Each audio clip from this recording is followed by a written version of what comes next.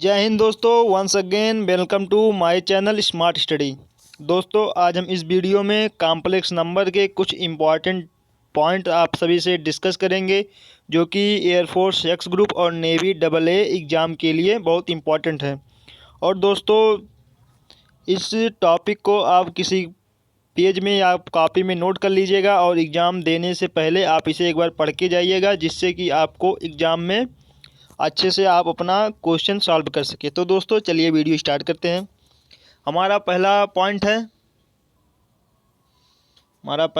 है आई के power M plus आई के पावर एन प्लस आई के पावर पी प्लस आई के पावर क्यू बराबर 0, जहाँ एम एन पी क्यू जो चारों संख्याएं हैं एक बढ़ते क्रम में है। मतलब जैसे कि आपके आई के पावर 1 प्लस आई के पावर 2 प्लस आई के पावर 3 प्लस आई के पावर 4, तो ऐसे चार संख्या हैं, तो इसका जो योग होगा 0। मीन्स आप क्या समझें कि यदि आई के पावर जो है वो एक बढ़ते क्रम में एक, मतलब आई के पावर बढ़ रहा है, केवल एक बढ़ रहा है, जैसे 1 से 2, यहाँ एक बढ़ गया, 2 से 3 एक बढ़ गया, 3 से 4 फिर एक बढ़ गया। मतलब ऐसे चार संख्या हैं जिसमें आई के पावर बढ़ते क्रम में है।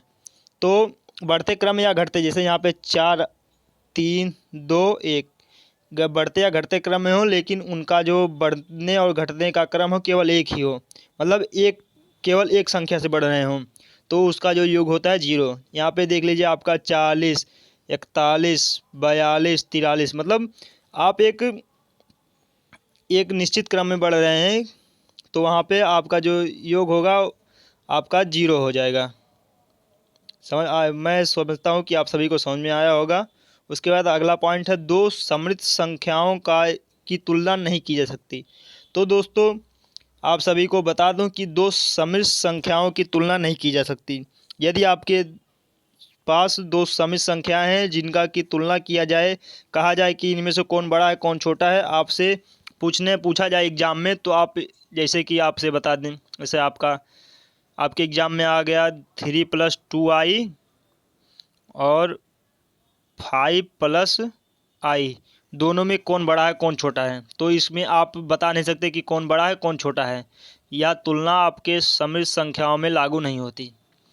इसके बाद अगला क्या है, तो अगला हमारा बहुत इंपॉर्टेंट है। अगला है हमारा, यदि z बराबर x + i y, z बराबर x + i y कोई कॉम्प्लेक्स नंबर समृद्ध संख्या दिया गया है, तो उसका जो मापांक होता है x² + y² का अंडर रूट, और कोणांक जो होता है tan 1 y/x होता है। तो सबसे पहले आप जानेंगे कि मापांक क्या होता है और कोणांक क्या होता है। तो जैसे कि आपको एक कॉम्प्लेक्स नंबर दिया गया, तो उसको आप जब कोऑर्डिनेट में उसको आप निरूपित करेंगे, डिनोट करेंगे, तो आपका इसको यहाँ पे जैसे कोई पॉइंट यहाँ पे है कॉम्प्लेक्स, तो उसको जब निरूपित करेंगे, तो यहाँ पे देख लीजिए आप y है और x है, इतना तो आपको मालूम ही होगा। उसके बाद ओरिजिन से उस बिंदु की जो दूरी होती है उसे हम मापांक कहते हैं, जो कि मॉड या अंडर रूट x² + y² होता है, और जो एंगल बनाता है पॉजिटिव x के साथ वह हमारा कोणांक होता है। तो आई थिंक आप लोगों ने इतना समझ लिया होगा। इंग्लिश वाले बच्चों के लिए मॉडुलस आर आपका होता है अंडर रूट x² + y², और एम्पलीट्यूड या आर्गूमेंट आपका होता है tan 1 y/x। उसके बाद है आपका एक इम्पॉर्टेंट पॉइंट, यदि आपके एग्जाम में पूछ लिया जाए कि आप फंडामेंटल या प्रिंसिपल आर्गूमेंट बताइए, तो आपका फंडामेंटल आर्गूमेंट जो होता है आपका -π से लेकर +π के बीच होता है। इसके बाद आप अगले टॉपिक पे देख लीजिए, अगला पॉइंट क्या है। अगला आपका है आर्गूमेंट से रिलेटेड।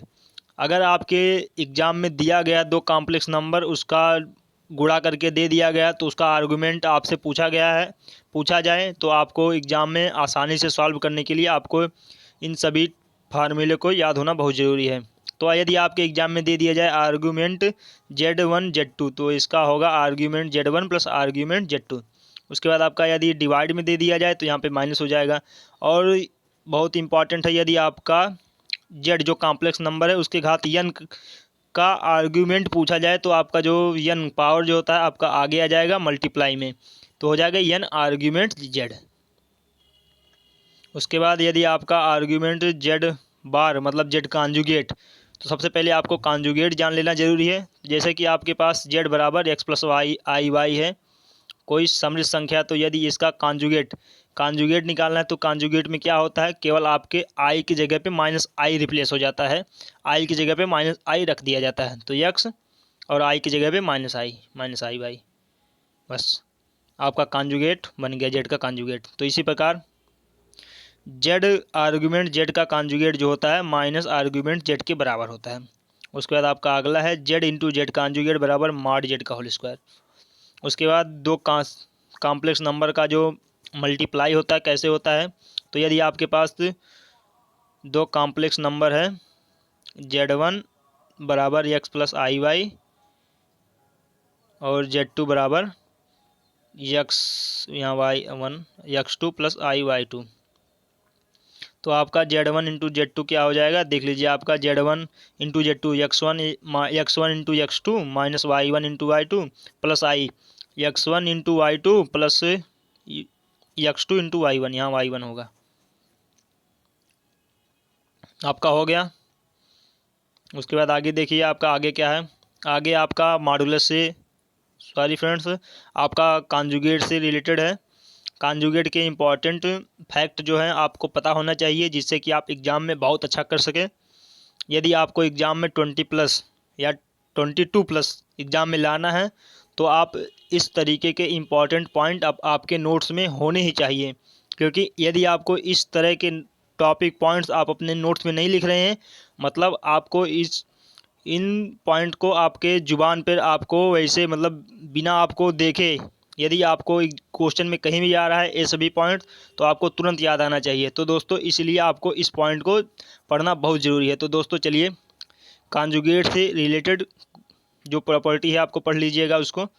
तो सबसे पहला प्रॉपर्टी है हमारा z1 plus Z plus minus Z2 का जो कॉन्जुगेट होता है, तो उसमें कॉन्जुगेट आपका दोनों पे अलग अलग बढ़ जाता है, z1 का कॉन्जुगेट प्लस माइनस Z2 का कॉन्जुगेट। उसी प्रकार आपका जब मल्टीपल में होता है तो मल्टीपल में भी आपका अलग अलग हो जाता है z1 conjugate into Z2 conjugate. Divide में भी सेम होता है। उसके बाद यदि आपके दो कॉन्जुगेट एक किसी कॉम्प्लेक्स नंबर और उसके कॉन्जुगेट का जो सम आ रहा है 2x आ रहा है, मतलब रियल नंबर 2 इंटू एक्स आपका रियल नंबर होता है, 2 इंटू रियल नंबर आता है। यदि और आपका दो कॉन्जुगेट कॉम्प्लेक्स नंबर और उसके कॉन्जुगेट का अंतर हमेशा 2 इंटू इमेजिनरी नंबर आता है। और उसके बाद यहाँ पे देख लीजिए आपका कट जा रहा है, लेकिन मैं बता दे रहा हूँ आपकी जानकारी के लिए, यदि z प्लस जेड कॉन्जुगेट का बराबर 0 तो z आपका प्योरली इमेजिनरी नंबर होगा। तो देखिए कैसे, तो सबसे पहले आपका यहाँ z प्लस जेड कॉन्जुगेट बराबर 2x दिया है, लेकिन यहाँ पे अगर 0 आ जाए मतलब x की जगह पे 0 आ जाए तो z क्या होता है आपका x प्लस आई वाई। जबकि आपका x 0 आ रहा है तो मतलब z आपका कितना आएगा आई वाई। तो बताइए जब इसमें केवल आई वाई इमेजिनरी पार्ट है तो यह आपका प्योरली इमेजिनरी हुआ कि नहीं हुआ। उसके बाद ये अगला वाला इसमें नहीं है, लेकिन मैं आपको बता दे रहा हूँ, यदि आपका z माइनस जेड कॉन्जुगेट बराबर 0 आ जाए तो आपका जो z होता है आपका प्योरली रियल नंबर होता है, प्योरली रियल नंबर होता है। कैसे, आपका जैसा आपको पता होगा z माइनस जेड कॉन्जुगेट आपका 2 आई वाई होता है, तो इससे जब आपका सॉल्व करेंगे तो y बराबर 0 आ जाएगा, तो आपका z क्या बचेगा, z बराबर केवल x, तो जो कि x रियल नंबर है, तो आपका z जो होगा प्योरली रियल नंबर होगा कि नहीं होगा। उसके बाद आपका अगला है, अगला दोस्तों बहुत इंपॉर्टेंट है, क्या है आपका लोकस, मतलब आपसे एक समीकरण दे दिया जाएगा, उसके बाद आपको बताना होगा कि यह इसका लोकस क्या रिप्रेजेंट करता है। तो सबसे पहले आपको बताते हैं,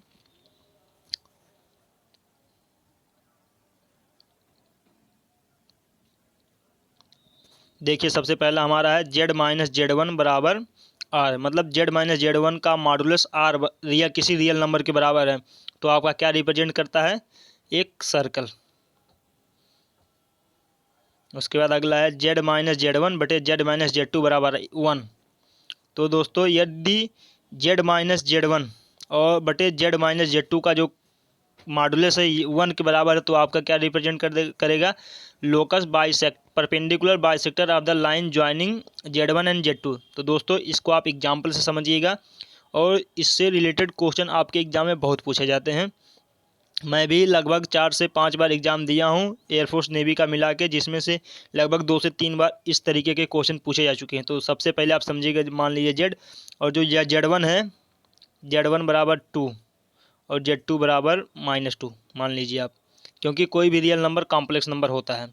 तो यहाँ पे Z-2 हो जाएगा, यहाँ -2 है तो Z+2 हो जाएगा, माइनस रखेंगे तो इसके बाद आपका क्या आएगा, 1 आ गया, 1। उसके बाद क्या आपका क्या रिप्रेजेंट करेगा, locus perpendicular line, perpendicular bisector for the line joining Z1 and Z2। अब देख लीजिए, क्वाड्रेंट में आप जाएंगे तो Z1 कहाँ होगा, यहाँ 2, अरे 2 आपका रियल नंबर, तो रियल नंबर x तो ही होता है, तो यहाँ पे 2 हो जाएगा, और Z2 -2 तो यहाँ -2 हो जाएगा। इसके बाद आपका क्या कह रहा है, इसका क्या होगा आपका लोकस परपेंडिकुलर बाइसेक्टर, तो इसको मिलाने वाले लाइन का परपेंडिकुलर होगा, तो इसको मिला दीजिए। इसके मिलाने वाली लाइन का परपेंडिकुलर क्या होगा आपका, वाई एक्सिस होगा कि नहीं, तो इसका आंसर क्या आ जाएगा आपका, वाई एक्सिस, लोकस इसका वाई एक्सिस होगा। तो आपको समझ में आ गया होगा। उसके बाद अगला है, यदि Z-1 बटे Z-2 का जो मॉडुलस है 1 के बराबर नहीं है, तो आपका एक सर्कल रिप्रेजेंट करेगा। इजी है, आप इसे याद करिएगा। मतलब एक की जगह कोई 2 हो गया, यहाँ पे 3 हो गया, जैसे पहले हम बताए हैं Z-2 बटे Z+2 बराबर यहाँ पे 2 हो गया, तो आपका सर्कल रिप्रेजेंट करेगा। अगर यहाँ पे 1 हो गया तो आपका 2 और -2 का परपेंडिकुलर बाइसेक्टर होगा। उसके बाद अगला इधर देख लीजिएगा, Z-1 प्लस Z-2 बराबर के, तो क्या आपका रिप्रेजेंट करेगा, Z जो है, Z आपका क्या रिप्रेजेंट करेगा अभी बता देते हैं। तो यदि इसके लिए आपको कंडीशन चेक करना पड़ेगा, यदि Z-1 - Z2 इसका और इसका जो माइनस है, इसको माइनस करने के बाद इसका जो मॉडुलस आएगा यहाँ पे के बराबर है, तो आपका एक लाइन रिप्रेजेंट करेगा। लेकिन यदि के बराबर नहीं है, इस दोनों का जो घटाने के बाद जो मॉडुलस आएगा के बराबर नहीं है, तो आपका एक इलिप्स दीर्घवृत्त रिप्रेजेंट करेगा। उसके बाद अगला है, इसी जैसा है Z-1 लेकिन यहाँ पे माइनस हो जाएगा, Z-2 बराबर R। तो यहाँ पे यदि बराबर है तो सेम लाइन रिप्रेजेंट करेगा, यदि बराबर नहीं है तो यहाँ पे हाइपरबोला हो जाएगा। तो आई थिंक दोस्तों आपको मेरे द्वारा बताए गए सभी पॉइंट्स आपको समझ में आए हैं। तो दोस्तों चलिए मिलते हैं नेक्स्ट वीडियो में। अगले वीडियो में हम आपको लगभग 50 से 60, लगभग आपको 50+ क्वेश्चन कॉम्प्लेक्स नंबर से कराएंगे, जो कि एग्ज़ाम में आने की बहुत संभावनाएं हैं। और उन सभी क्वेश्चन के ज़रिए मैं आपको मेरे द्वारा बताए गए सभी टॉपिक, जो कि मैंने आपको केवल बता दिया है, उस सभी टॉपिक से क्वेश्चन करवा दूंगा, जिससे आपको आसानी से एग्ज़ाम में अच्छे से अच्छा कर सकें। तो दोस्तों चलिए मिलते हैं नेक्स्ट वीडियो में। जय हिंद, जय भारत।